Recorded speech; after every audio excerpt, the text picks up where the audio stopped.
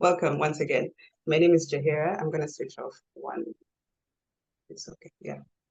I am a reader, a literary critic. I used to mostly specialize in reading African literature, especially as it relates to gender, race, sexuality. Some people know me for my work online as Queer African Reads. If you read and follow Bookstagram that much, Bookstagram, TikTok, that's what I normally do. And I mean, in my day job, I'm a lawyer and a researcher. And I'm so pleased to be joined by Iris Mwanza today. We're discussing her book, The Lion's Den. I'll read a short bio about Iris before I give her the floor to speak and introduce herself. Iris Mwanza is a Zambian-American author and gender equality advocate. Born and raised in Zambia, early exposure to inequality has been a driving force in her life.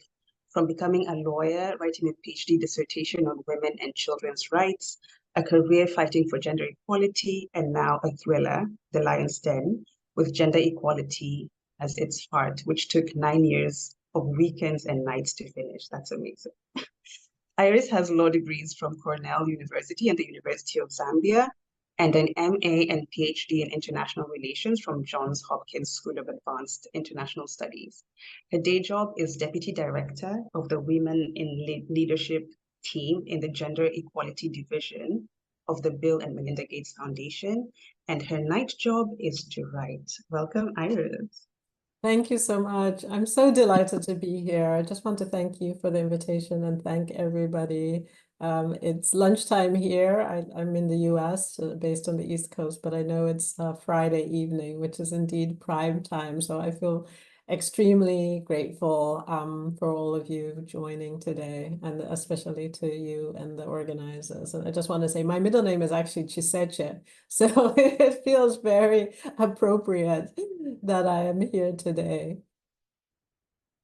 What does it mean, like born on a Friday or something like that? No. It depends. At different days, I get different explanations as to what it is, but I was named after my paternal grandmother. Oh, I was named after my maternal grandmother, so I get it. So we're going to start with a brief reading from Iris, and then we'll start having the conversation on the book. Great. So let me set it up just a little bit.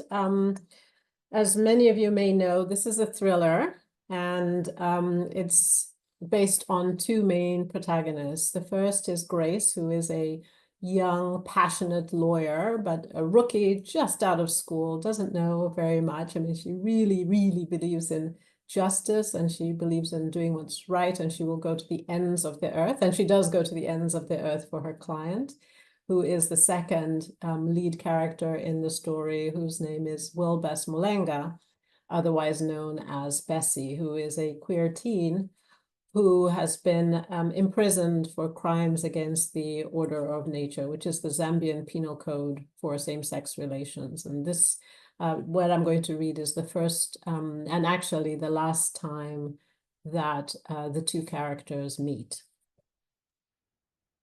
Your client, Officer Lungu said, looking as pleased as if he had performed a magic trick. Grace stared at Willbess Mulenga in shock. He was even shorter than Officer Lungu, with a twig-like neck and the thinnest arms and ankles sticking out of a stained red t-shirt and oversized prison pants. His light skin was bruised on the right side of his face, his right eye swollen shut, and one of the two front teeth that seemed too big for his mouth was badly chipped. The smell of piss and shit was so strong that Grace gagged. Her manners forgotten, she yanked her handkerchief from her bag to cover her nose.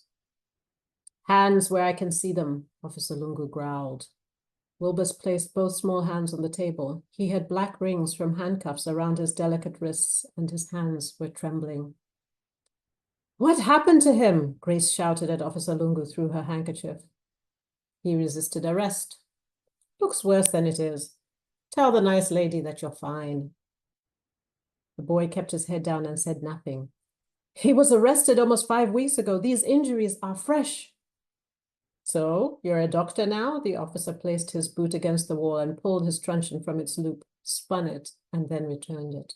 Willbess flinched. Grace tried to control her rising anger. "My name is Grace Zulu," she said to Willbess. "I'm your lawyer, and I'm here to help you." She turned to Officer Lungu. "I wish to speak to my client alone." She expected the policeman to leave the room, but instead he moved closer to Willbess, his squat body blocking the fading light. The boy started to shiver despite the heat, and tears spilled out of his good eye. So I'll stop there. Thank you, Iris. I remember a lot of aspects of now, you know, when somebody reads the book and like, yeah, I remember that handkerchief. I know so many people here haven't read the book, so I won't do a lot of like reminiscing of niche aspects of it. But I wanted to begin by discussing, well, I know that you're a Zambian American author, but as I was reading, I was making a lot of assumptions as far as I assume that you were raised in Zambia and raised there during the Kaunda and then the Chiluba years. And I wanted us to begin by discussing what motivated you to write the story. Yes, you are correct. I hate to age myself like that, but actually, yes. I was born and raised very proudly in Zambia. And yeah, I was sort of basically from the time I was born, it was very much about the Kaunda regime.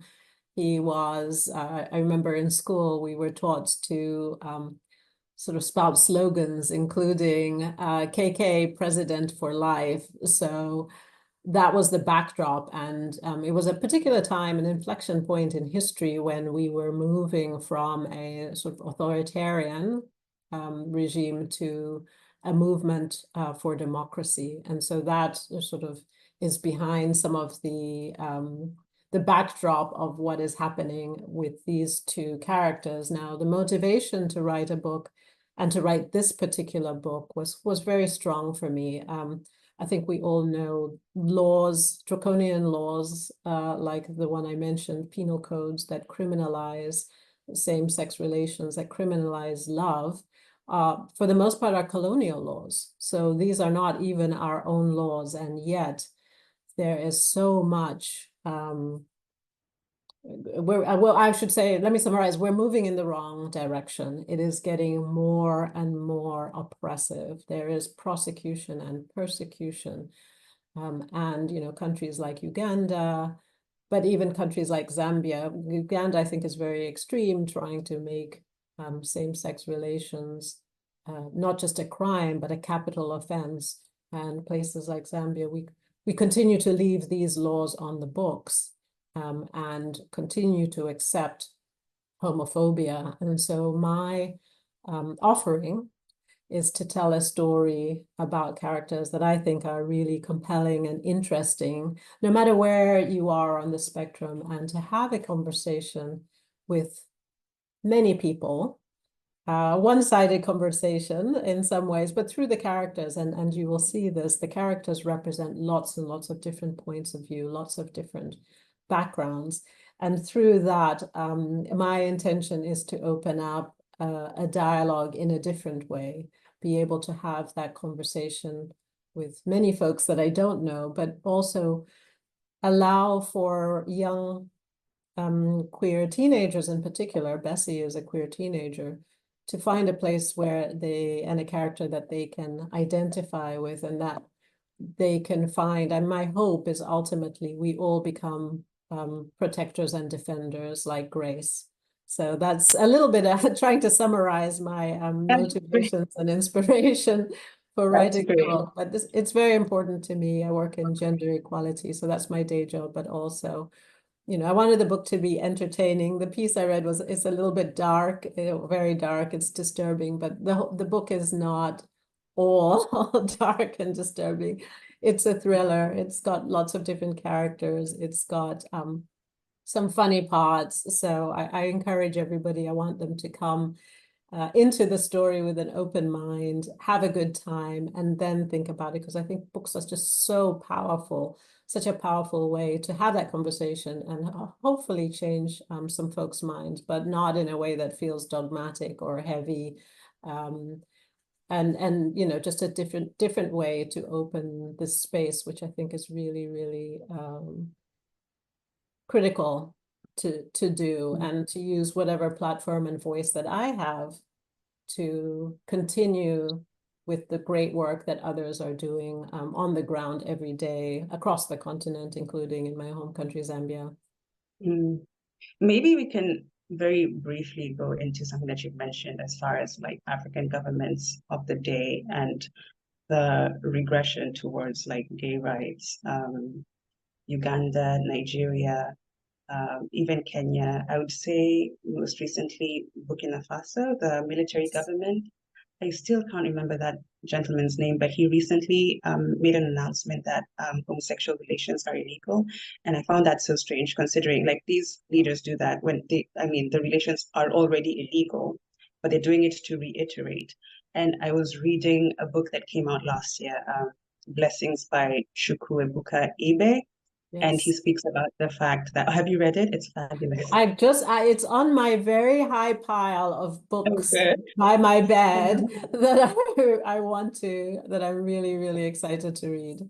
So in the book is set during, it's set over a long time period, but there's a time period when it's Goodluck Jonathan's first term as president, and his political ratings aren't the best. And there's a group of queer people in a gathering, and one of them talks about how the way in which Jonathan is going to up his ratings is by declaring homosexuality to be illegal, like more stringent measures. Were they being locked up for 7 years? I'm going to make sure that they're locked up for 14. And he does that, and it actually works. Would you agree that that is a tactic that politicians are using in Africa to garner popularity? And what does that say about the population that they're pandering to?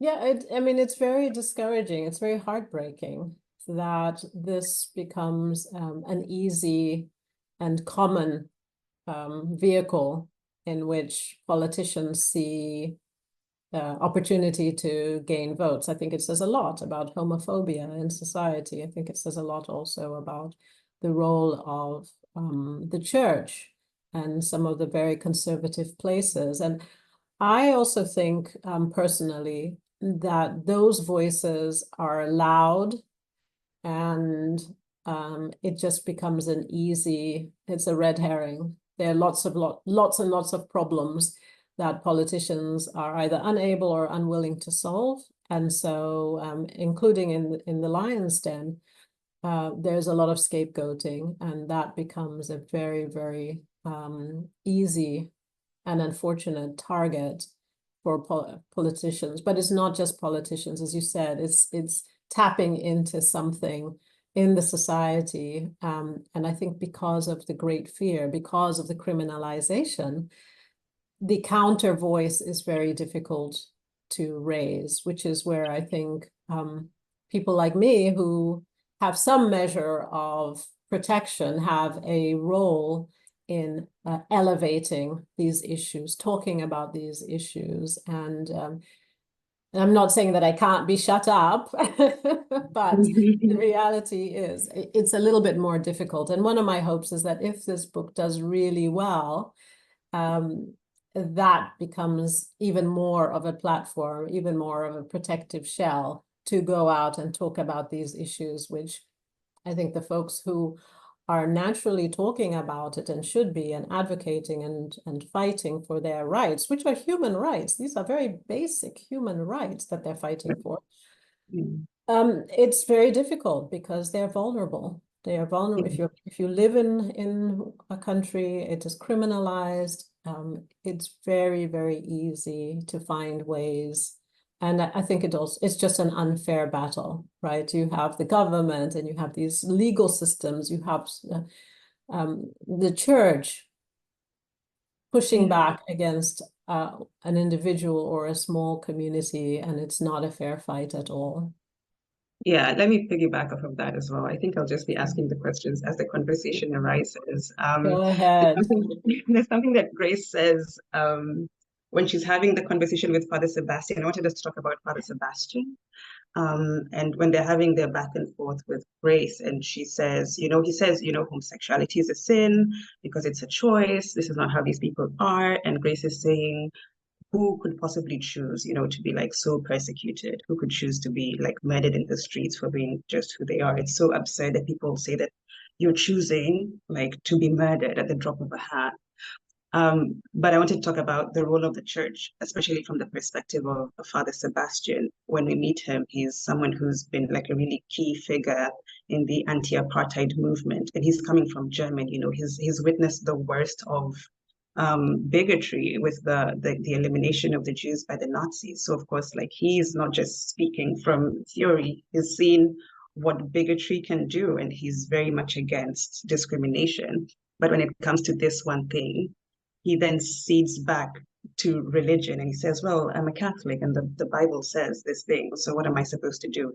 And like Grace's reaction makes so much sense in that moment. It's like, how can a rational person who's seen the worst of bigotry be saying this? So I wanted to understand what you were trying to bring out with the character of Father Sebastian, especially as him being like a white person that is central to the anti-apartheid, anti-colonial movement. Yeah, I think that's a real paradox that we find with real people, right? You meet people who can be very progressive in everything else, but will have a blind spot in one area. And I think this is something that is supported and encouraged by the church. The church definitely has a blind spot. I think even the most progressive Pope, just recently in the press, he was reported to be using slurs.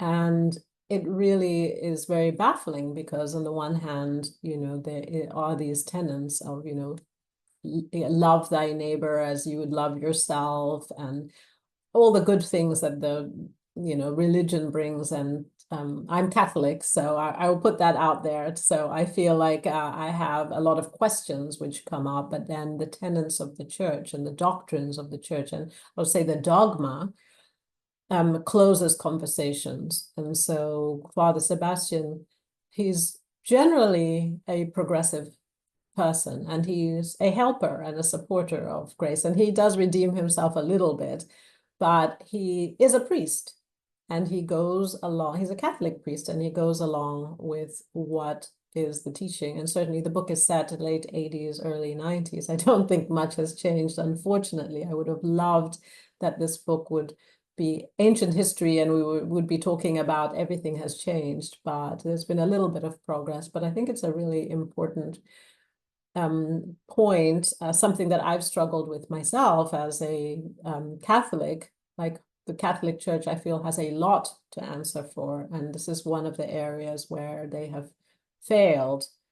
They have failed humanity, and maybe I should say we as a Catholic, we have failed humanity, and I think there's still a lot to be answered for, not just in this regard, in lots of other areas where I think that the church has not shown up for its flock. But that conversation, I think, is really, really important between Grace, who is deeply religious, and wants to continue to believe, but she now has been through a law school education, which brings questions, and she feels like she has to question. She wants to question, she wants good answers, and she's not able to get them from Father Sebastian. And that is, I think, very reflective of most people's personal journeys. At some point, we get to the point where we ask the question, why? Why did this happen? Why is there so much suffering? Why is there discrimination?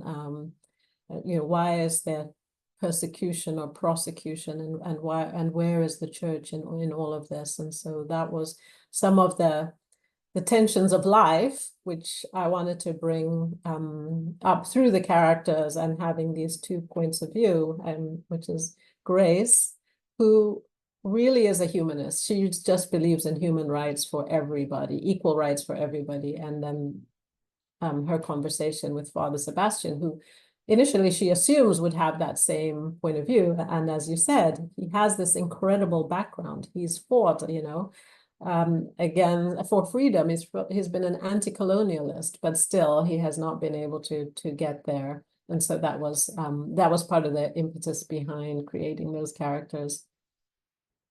Yeah, okay. Let's go back to the more fun bits. Yeah, no one's gonna buy, but they'll be like, this book is so heavy. Life is already depressing enough without. Queer joy.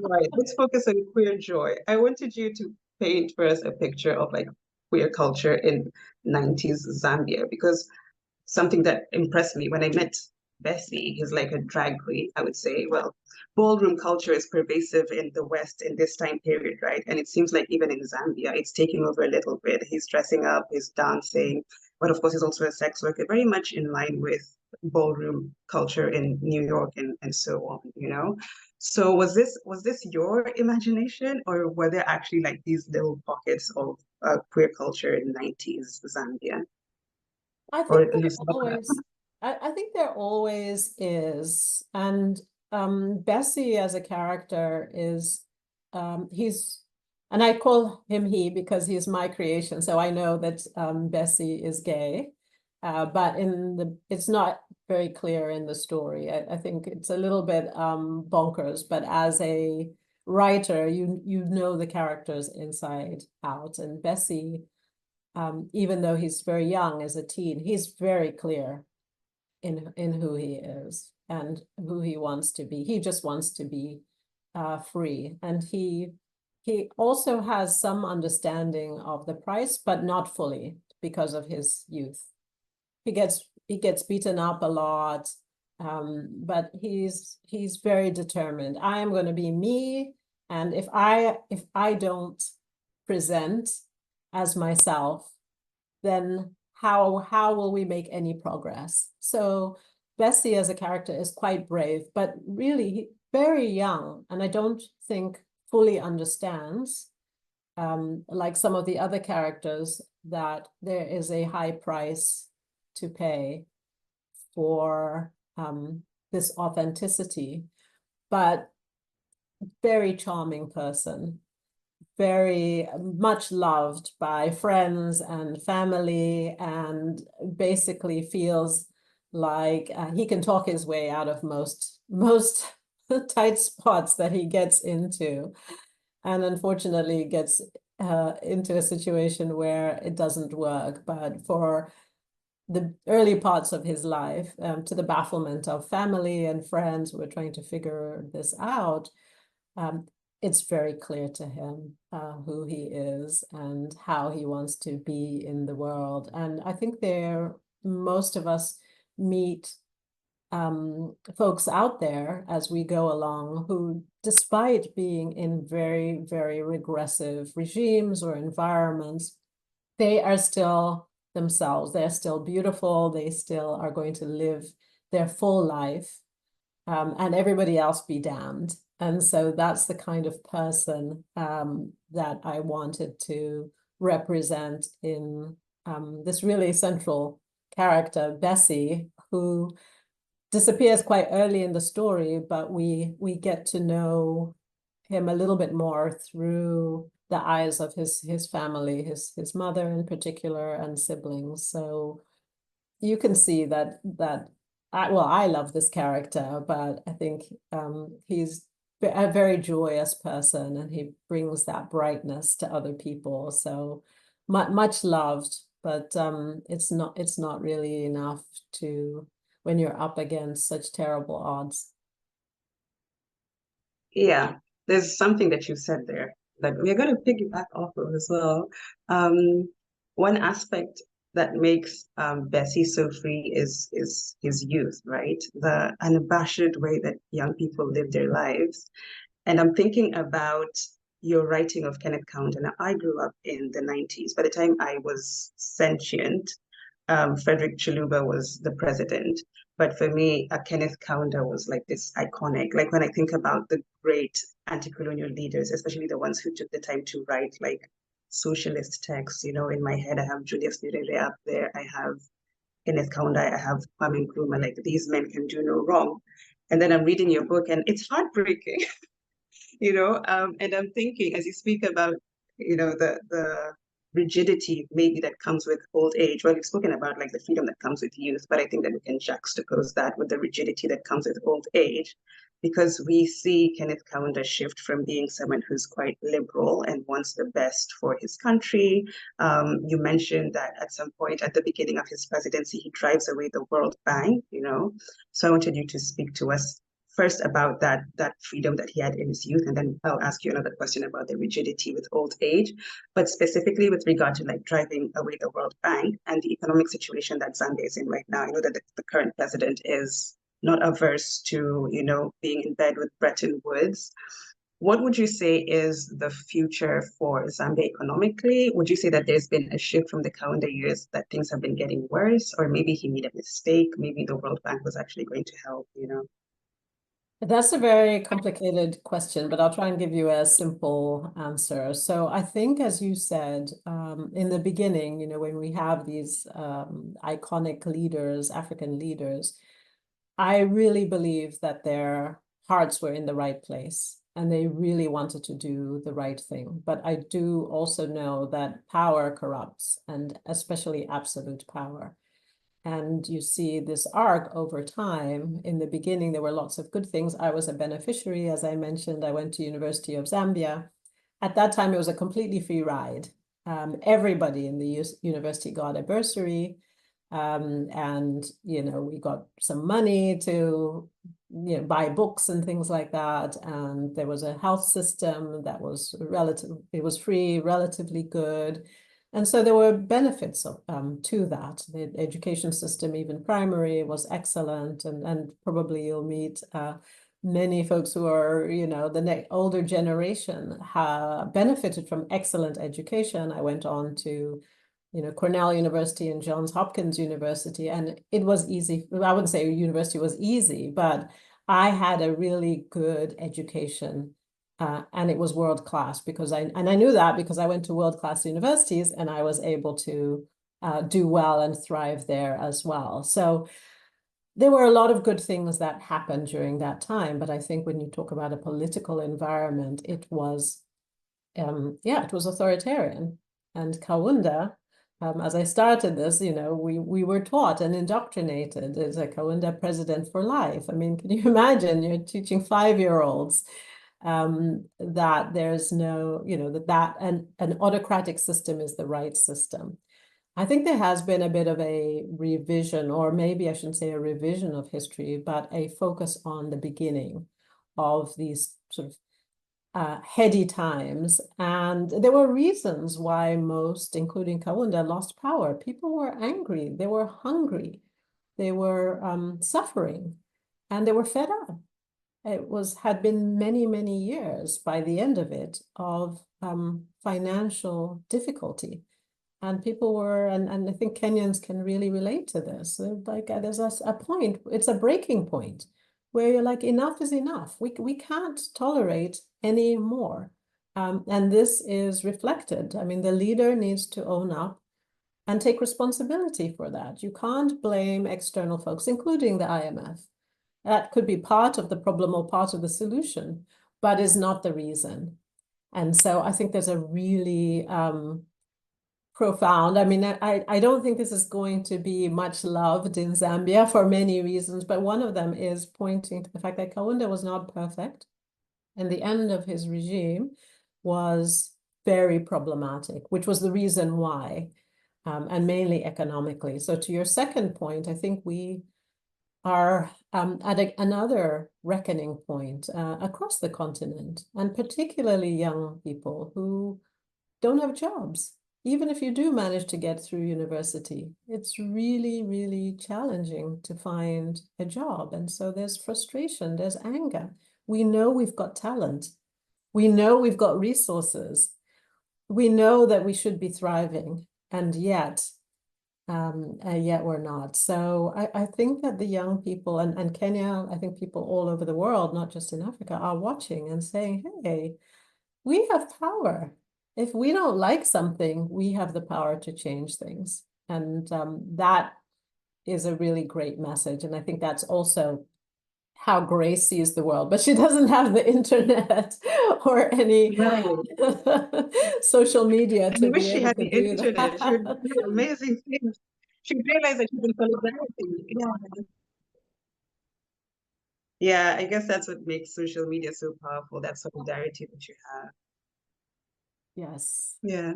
Then, so, I mean, you work in gender. So one of the negative things that that is mentioned in the book is, particularly with regard to Mrs. Njahira, she plays a key role in the anti-colonial movement as well. But when Kaunda is forming his first cabinet, it's no women allowed, you know. And so there's this very powerful woman that we're seeing had a huge role to play, and then the erasure that is happening on the side of Kaunda. And I wanted you to speak to us a little bit on what the role of women was in the anti-colonial movement. Was this erasure happening in real time, or was it, I don't know, I guess it was really bad at that time. Go ahead.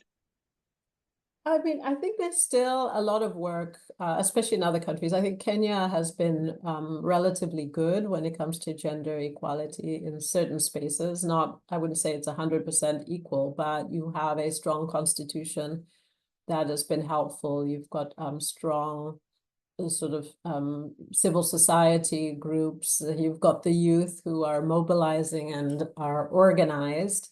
And so I think Kenya has been much more progressive than other countries when it comes to gender equality, but it's been fought for. It's been fought for throughout. Yeah, I think if you went back to the 60s, when these governments were formed, it was not just in Africa, all over the world, right? How many women were in governments in the 60s? Very few. It started in the 70s, and even now, if you look through the data, across the world, globally, there are very, very few women who are included. But I think at that time, it wasn't even part of the conversation. I think it was considered okay. And women have always been part of every single movement, but the independence movement in particular, women were right there along with men. But when it came to actually forming those early governments, they were not included, and that was emblematic of what was happening across the world. Women were just considered second-class citizens. We can see that as well in Kenya with the finance. Sorry, you broke up a little bit. Say that again. Internet.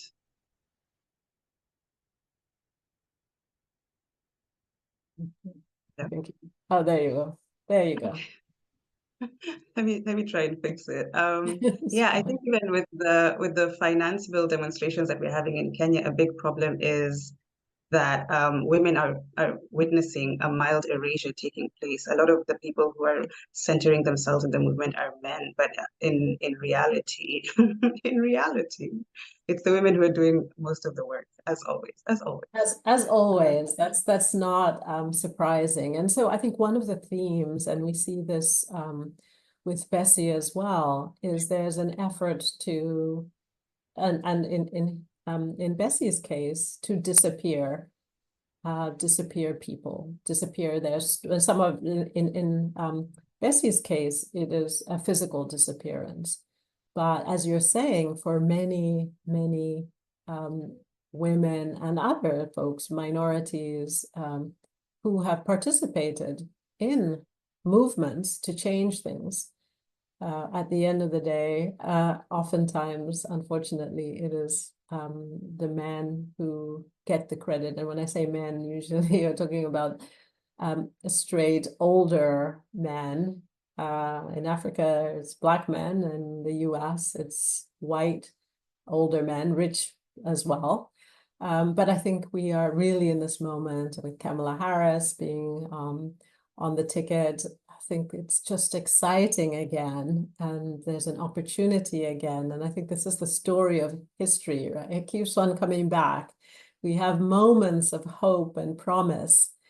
And then I think the message really is that the fight has to continue. If we get tired or fatigued or think that our work is done, then we lose ground. There's rollback, and I mean, particularly we're seeing this so much more in the US when you're talking about rollback of women's rights. It's been mind-blowing. Things like Roe v. Wade, which we just took for granted, have been dismantled. And with that, it's changed the landscape and the conversation. And now I think I'm hopeful, and you see this in different places, women are fighting back and trying to change things again and say, hey, you know what? That's not okay. You don't have the right over my body. And I think this is a constant battle for anyone who's discriminated against. And I think this is Grace's point of view. We have to fight for everybody because we're fighting for ourselves. And she definitely sees she's a vulnerable person herself. She's clinging on, you know, by her fingertips to her own life. You know, she comes from a rural background. She's comes from a poor background. She struggled mightily to go to university and made it. And she's brilliant. But this is her first job. And again, she's holding on by the skin of her teeth, and yet that doesn't deter her from being a protector and a defender of Bessy. If anything, that is her internal motivation and inspiration, because she knows that but for huge luck at the right time, she would be in dire straits herself. Yeah, that's true. We'll come back to Grace in a bit, but I just wanted to ask one more question about the political times that are in the book. So when we're switching from the Kaunda years to Chiluba trying to take over the presidency, and he's like a Christian, like if Father Sebastian was a Christian, he's a Christian times 10, you know. And Grace is coming to him to help her with the case. And obviously he says no, because it's an abomination. But we do see him come in later from a perspective of strategy, because Bessy's body is missing. So the case becomes a habeas corpus petition. But also the strategy of the person who's leading this case was Chiluba's lawyer. So it's going to look so good if he's abandoned Chiluba and Kaunda's lawyer, if he's abandoned Kaunda and he's on your side. Would you say that in the fight for gay rights in Africa, does it make sense for us to utilize strategy over like the overt demand for rights in order to push the needle? Would there be need to be like subversive like that and to get people on your side? Well, not because they support gay people, but because they support like, I don't know, politics. I mean, I think it's not either or. I think being strategic is just how politics works. If you're going to change things, you have to be thinking about or understanding where is the person now, what are their motivations, what are their incentives, and at least as a beginning, understand what that is. But I think there is a bigger conversation to be had that needs to happen to change the incentive structure. Because right now, as you mentioned, in Burkina Faso, you talked about Nigeria, even more progressive countries, Ghana, they're all going the same way because this becomes kind of a politically expedient way. And I think that it's really important for other voices to come up and to come to the fore and to have then say, we actually are a voting bloc too. And we will vote against you. We will mobilize and we will vote against you if you are not talking about things that we care about. And I think really now, as we have these generational shifts and we have much more progressive, not all young people are progressive, by the way. I've been quite startled at some of the data that we've actually seen. It was some research done by the Reykjavik Forum in Europe, which was looking at attitudes towards just in terms of gender, progressive gender identity. The gender equality gap, like between men and women. Yes, right? yes, Yeah. but I think it's really speaks a lot to how young men are feeling about the move towards equality. And I think this is something that we see a lot of. When you make progress, there is a backlash. And so Yeah, I think equality feels like oppression. Exactly, exactly. But I think there has to be much more of a voice to say it's not just one position that folks are going to vote on. Yeah. And that is not, if now, right now, it feels like it's a politically expedient and even popular stance. But I think if that's interrogated and there were voices, strong voices, organized voices against that, then I think politically it shifts the landscape. Mm. Another thing that Mrs. Java advises Grace on with regard to, having these conversations and getting people on her side is to like do away with the anger. Grace gets very righteously angry very often with Father Sebastian. And She's an angry young woman. I really feel her, but Mrs. Java tells her to cool it down, be more strategic. Um, and I was a bit on the fence with that, with the uses of anger in agitation. And it feels like the book is arguing in favor of like tampering down your anger and just being cool-headed. Do you think that there's room in liberation movements for anger, or what room is there in liberation movements for anger? Yes, anger is an important part, right? I mean, that's the motivator. When people have had enough, they're not just frustrated, but they're angry. I think in the scene where Mrs. Njavwa is advising Grace, it's you have to understand where you're going to be angry. If you are in a courtroom and you're fighting with, everybody because you're angry, that is not channeling your anger well. And it's not working for her anyway. So Mrs. Njava sort of intergenerational wisdom saying, I was the same. Mrs. Njava was a freedom fighter. She was angry. She just wanted to fight with everybody all the time. And it was great when there was the independent struggle and the fight. Then being a fighter was wonderful, but she wasn't able to pivot or change. And that changed her career and her life. In addition, and I think the overriding reality was because she was a woman. I think if Mrs. Njava had been a male, there would have been excuses, or there would have been how to say, okay, yes, Mr. Njava is an angry person, but we can still have him in the cabinet, and we can channel that and kind of temper it and help coach Mr. Njava through. But because she was a woman, and I think even especially because she's a woman, let's think about how anger is not tolerated well. With any minority, you're not supposed to be an angry person. You're supposed to come with appreciation, gratitude, begging, asking. And so I think there is a time and place where anger works really well, and it's really important, and it's real, right? So you're angry, and most of the time there's strong justification. You don't just wake up with rage in your heart because the world is a good place. You are enraged because it is unfair. It is patently awful things are happening. And there is so much that could be better. And we see it, right? It's like the world could be so much better.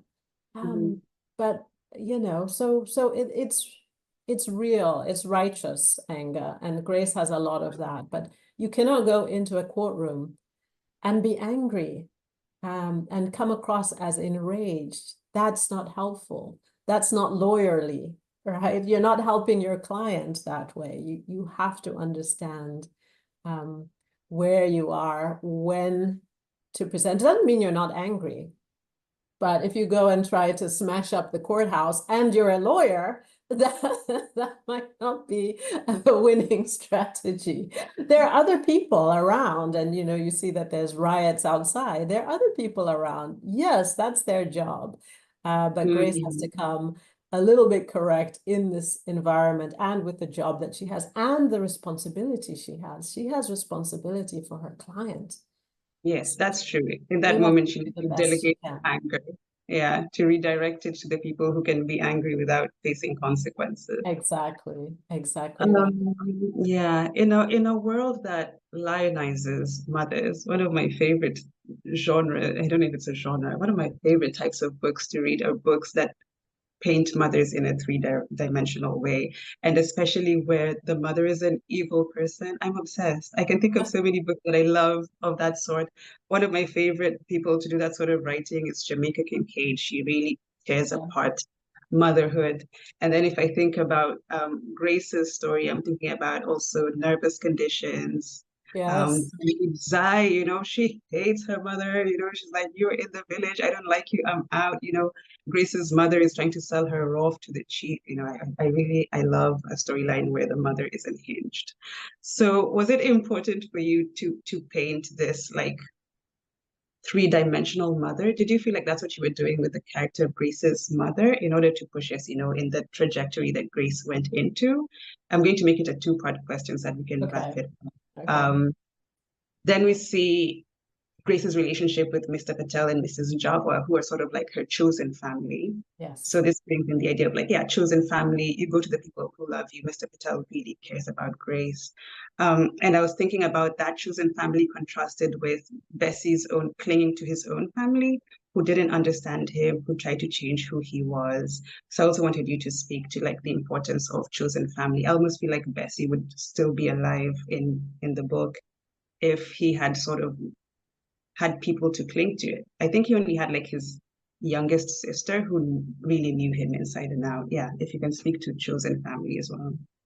Yeah, I think that's a great question. I think with Grace's mother, I do try to make her more three-dimensional, and I come at it at the point, we know that child marriage is real. It happens. And try to think about what level of desperation would put a family in that situation. And I don't go deep into it in the story, but they're starving. Grace's mother and Grace are starving in the village.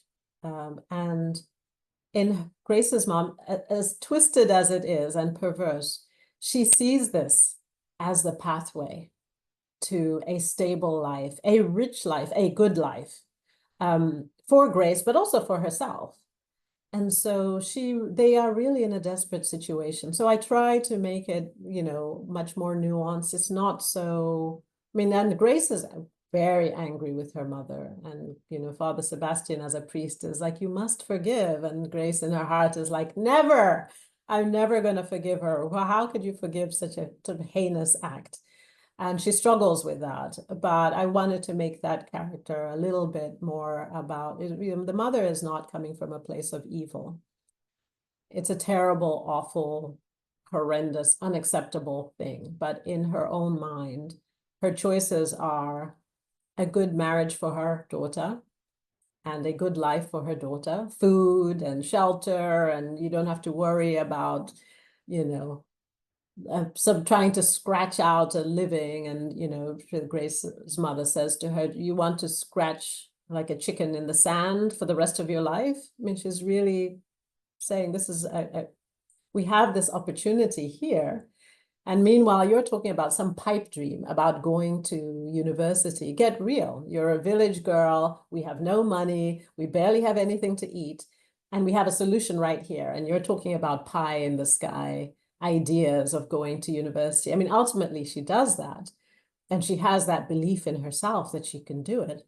But she also gets help from Mr. Patel, who is the character who essentially is one of the mother figures in the book, family figures who takes care of Grace and helps her when she most needs it. Same thing for Mrs. Njahira. Mrs. Njahira helps her, guides her. Mrs. Njahira was her landlady, but ultimately really is kind of like a mother figure. And yeah, they form this family. This is a chosen family. At different places and times in Grace's life, but these are the people that she needs. For Bessy's family, I think that, his mother loves him. Bessy is his mom's favorite, actually. But she lives in this society. She's a church lady. She lives in a society which is very homophobic. She is herself, and she has a lot of fear.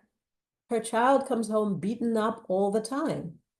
And she's scared because she really understands a little bit more about the danger that is there, that presents beyond just being beaten up. And she's also lives in a community. And she doesn't want to be laughed at by her friends, her church friends. She doesn't want to be ostracized by her church friends because of this. So she really, really struggles, but she loves Bessy.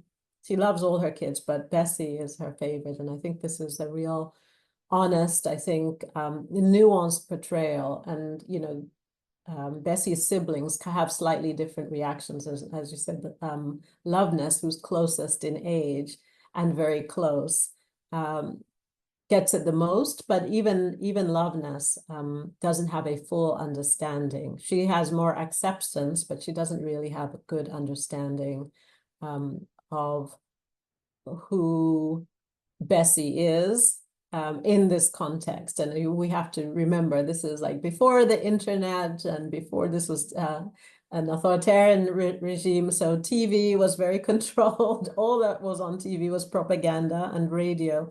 So, you know, Bessy is an island, and so is Mr. Patel, who lives in the middle of nowhere. So I think it's just really, I wanted to just bring that family dynamic in. And I think we know with our own families, we don't all have one reaction. And I think under the circumstances, the moms are doing the best that they can, but falling short. And I think many moms who are on the call or listening to this later will probably identify with that. You can try your best, but sometimes you're going to fall short, and sometimes really, really short. But it's not. There isn't malice in your heart. And you know, Grace's mom, she has undergone trauma herself. She's lost all of her other children. She's lost her husband. She's suffered a great deal. She can barely survive. She's barely surviving, and she can't provide for her remaining child. So she suffered a lot of trauma as well. And that comes up and bubbles up as anger. She's also a very angry person, but also, you know, makes very poor choices because of that. Yeah, thank you so much. Thank you for that last part. Yeah, it reminded me of a lot of things. Yeah, and I guess it's usually like the little lost sheep in the family that mothers do love the most, you know. They're always trying to put them under their wing. Thank you for that. We're going to do one final reading, and then we will take, I'd say, 5 questions. I think 5 should be fine. If we have time for more, who knows? Let's see. Let's first. Okay. So I'm just gonna take up where I left off, if that is okay. It is a thriller, so we don't want to give too much away. I feel like we've given quite a bit away, but I'm really glad that most of the conversation has been about the characters and less about the plot and what happened. So there's still a lot for readers to enjoy, and hopefully go along on the twists and turns that are in the book. So I'm going to skip a little bit, but not too much. I think hopefully it'll still be okay to follow. This interview is over, the policeman said to him.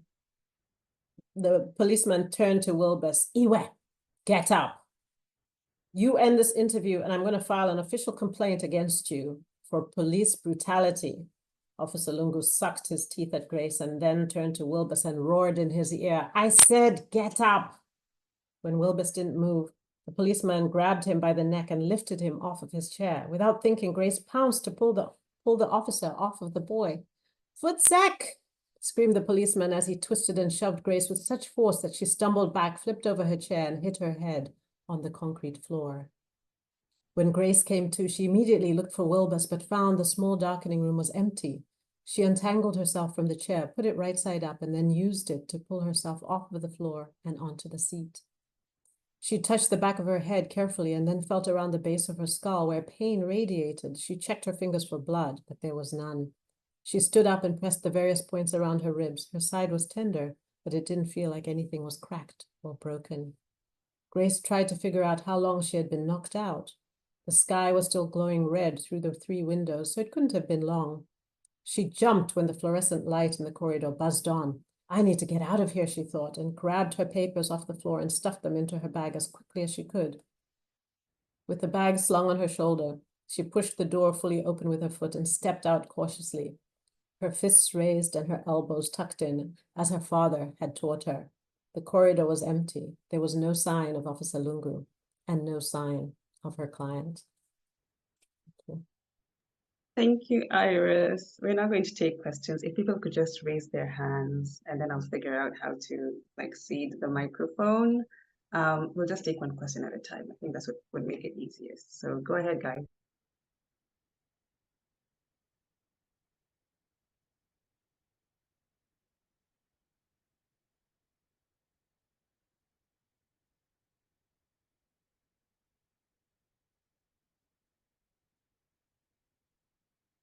See, I'm not hearing the question, so maybe try to unmute.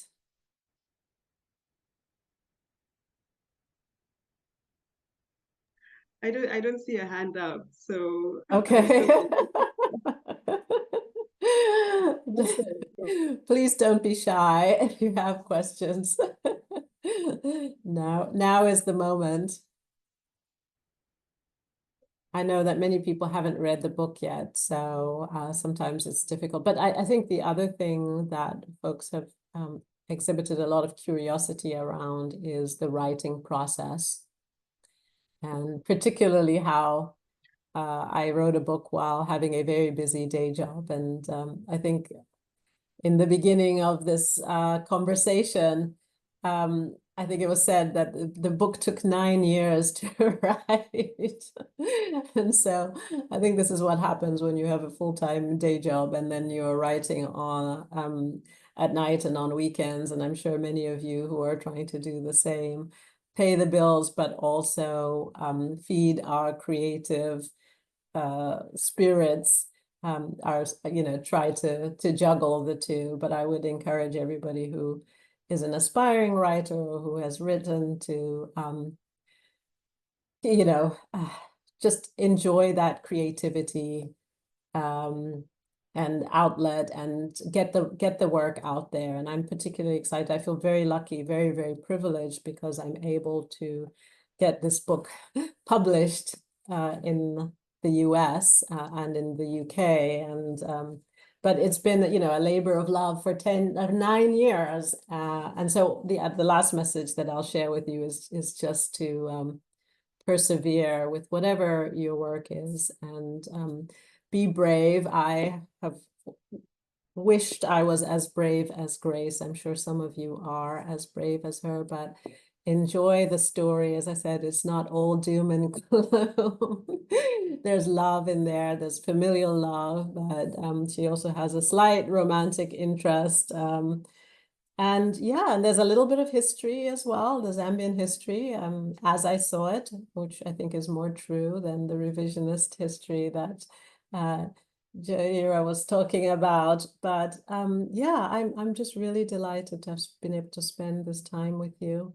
I just want to thank you so much, and I want you to have a wonderful weekend and hopefully pick up the book. So I don't know if somebody's, I think that our bookstore has got them. Yes, Cheche has the books in stock. Yes. So please support Cheche as well. We love bookstores, and I know it's not easy, particularly on the continent. Books are expensive. So just want to really thank you for your support, and just really deeply, deeply, profoundly grateful for this opportunity to talk with you all. Thank you. Manuela said she didn't really have a question. The only thing that she wanted to bring up is around book pricing, especially for younger people. I think a lot of Kenyans actually resort to piracy. I didn't hear that. Support the bookstore if you can. Let's put it that way. Right. And we are also, at least in Zambia, I'm in conversation with an organization that supports libraries. So would love to put the books in the libraries. I'm sure there's an equivalent in Kenya, which I would love to explore and understand how to get the books into libraries so that folks who can't afford it have access to it anyway. And then the last thing I'll say is, the paperback, which will be slightly cheaper, but still expensive. I definitely acknowledge that books are too expensive. I know when I was a student, I was lucky because I had the University of Zambia library, and if you see in the book, Grace loves the library. That's a real place, and the description is actually quite accurate. So again, thank you so much. I'm going to have to go back to my day job. Speaking of day job. Oh, right. Yeah.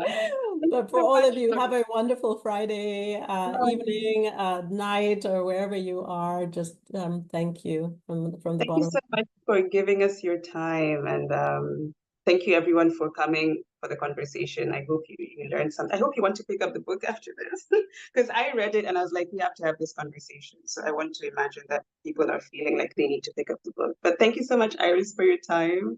Looking You're forward to welcome. anything else you write in the future, and enjoy your weekend. Thank you, everyone. Bye. Thank you, everyone. Bye.